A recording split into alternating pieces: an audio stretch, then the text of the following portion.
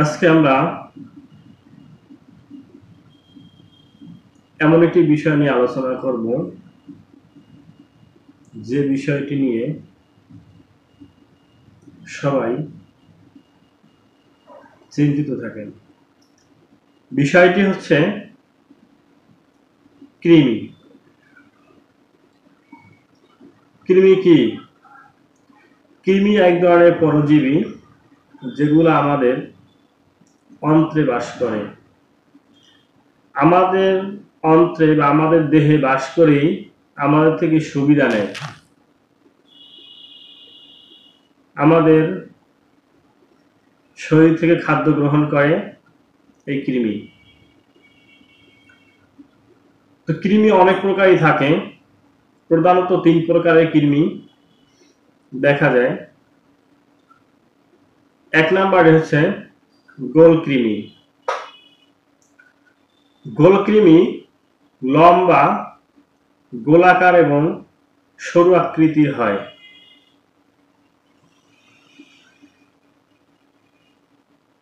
এরা আকারে বড় হয়। যদি কারো গোল কৃমি হয় তাহলে কিছু লক্ষণ দেখা দেয়।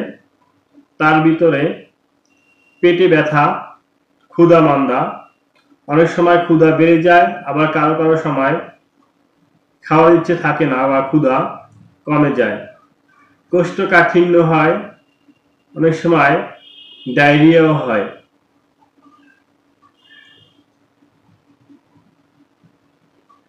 এই গোল কৃমির মধ্যে আবার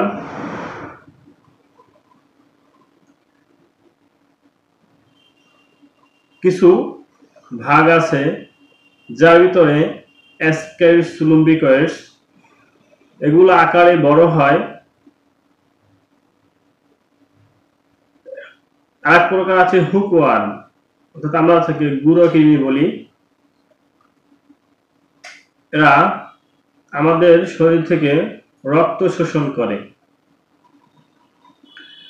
অ্যানিমিয়া এবং ক্লান্তি সৃষ্টি করে। পিনওয়ান। পিনওয়ান শিশুদের মধ্যে বেশি দেখা দেয়। শিশুদের মলদ্বারে চুলকানি সৃষ্টি করে এই পিনওয়ার্ম। আরেকটি আছে স্ট্রঙ্গাইলয়েডিস। অন্ত্রের সমস্যা এবং শরীরের বিভিন্ন স্থানে এই কৃমি সংক্রমণ ঘটাতে পারে।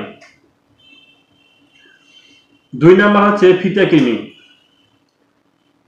ফিতা কৃমি ফিতা বা টেপের মতো চ্যাপ্টা হয় এবং এরা সাধারণত পেটের ভিতরে বাস করে। ফিতা কৃমির মধ্যে আছে টিনিয়া সোলিয়াম। টিনিয়া সোলিয়াম শুকরের মাংস থেকে আসে।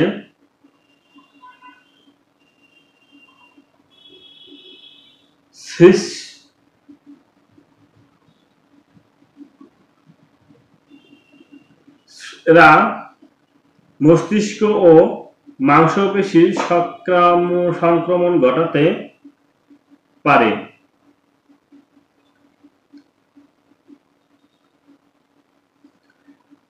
আরেকটি আছে টিনিয়া সাজিনেটা।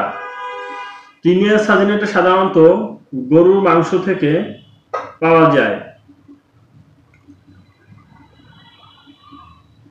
এটা আমাদের শরীরে, আমরা গরুর মাংস খেলে গরুর মাংস থেকে আমাদের শরীরে প্রবেশ করে এবং বিভিন্ন ধরনের সংক্রমণ ঘটায়।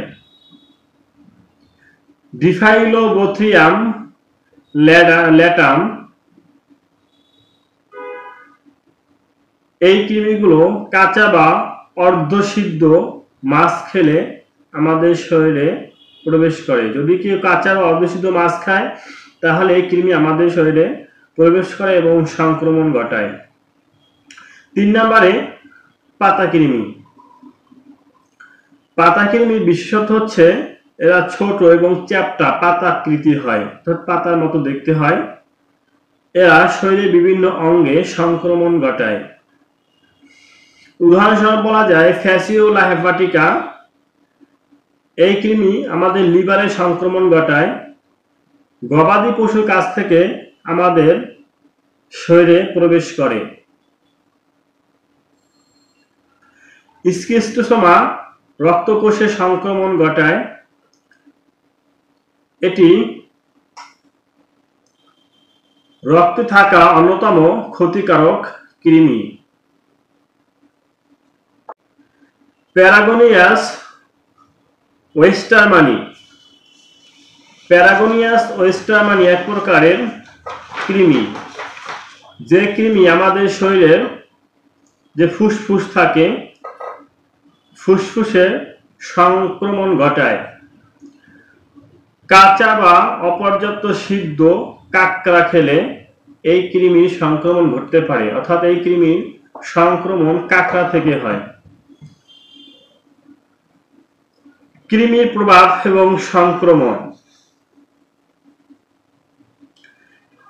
কৃমি যদি আমাদের পেটে কৃমি হয় তাহলে আমরা কিভাবে বুঝবো বা কি রকমের সমস্যা সৃষ্টি করে? আমাদের পেটে কৃমি হলে পেট ব্যথা করে, ব্যথা হবে, ক্ষুধা মন্দা, অর্থাৎ কারো কারো অতিরিক্ত ক্ষুধা হয় আর কারো কারো ক্ষুধা থাকে না, পেট সবসময় ভরা থাকে। বিশেষ করে বাচ্চাদের বেলায় দেখা যায় বাচ্চারা খেতে চায় না এবং পেট বড় হয়ে যায় এবং আস্তে আস্তে বাচ্চারা শুকিয়ে যায়। ওজন কমে যাওয়া।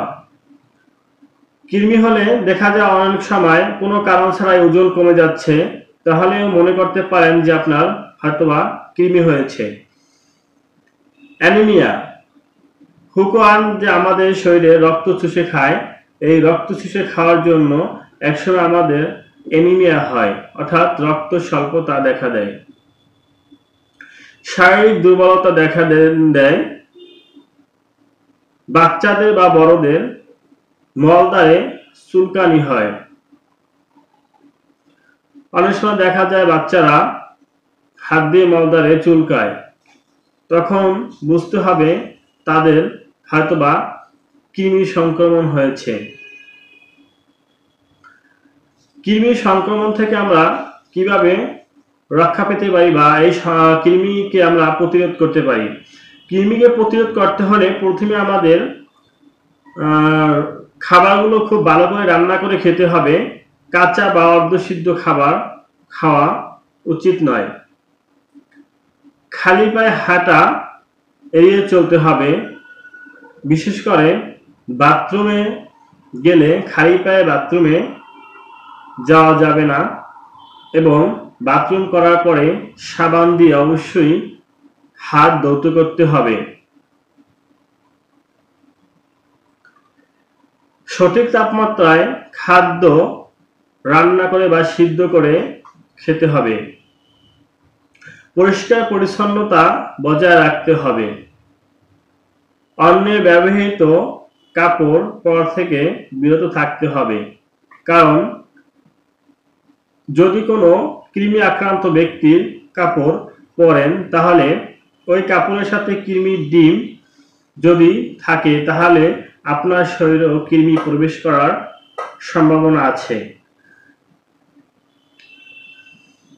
প্রয়োজনে ডাক্তারের পরামর্শ নিতে হবে এবং ডাক্তারের পরামর্শ অনুযায়ী ঔষধ সেবন করতে হবে, কারণ বিভিন্ন প্রকার কৃমির ঔষধ বিভিন্ন ধরনের বা বিভিন্ন ধরনের ডোজ থাকে, তাই ডাক্তারের পরামর্শ ছাড়া ঔষধ গ্রহণ করা উচিত নয়। সঠিকভাবে কৃমি শনাক্ত করা এবং তার চিকিৎসা করালে কৃমি নিয়ন্ত্রণ করা সম্ভব হবে।